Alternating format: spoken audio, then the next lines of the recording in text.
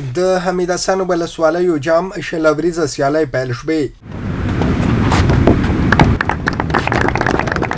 دغه لوبې چې هر کال د ننګرهار ولایت ولسواليو منتخب لوبډلو ترمنځ ترسره کیږي.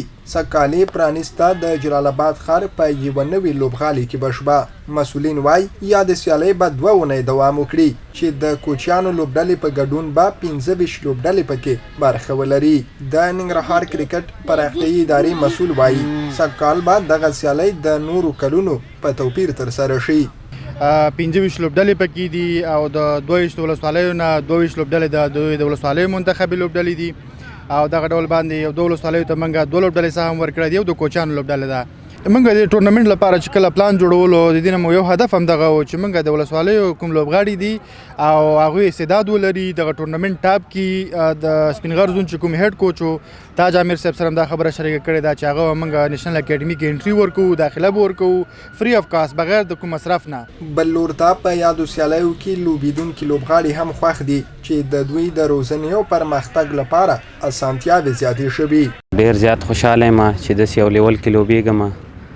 د ولسوالیو جام دی انشاءالله همدغه کرکټ دی همدغې نه خلک مخکې ځي او دغې ځای کې انشاءالله پرفارمنس وکړو مخکې به ځو او ډېر زیات خوشحاله یم د مشرانو نه چې دغسې ټورنمنټونه د ځوانانو دپاره په لاره اچوي.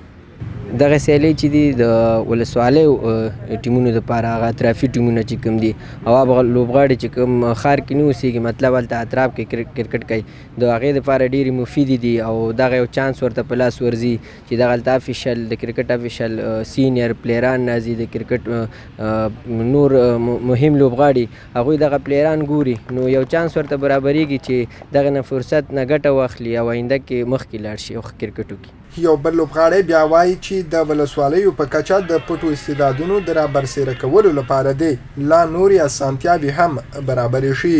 د ننګرهار ولایتي ادارې نه هم مننه کوو چې داسې فرصتونه موږ ته برابروي او په آینده کې غواړو چې موږ ته په ولسوالیو کې دغسې فرصتونه برابر شي ترڅو نور استعدادونه کرکټ ته رامخې ته شي او د افغانستان نوم ځلانده کړي.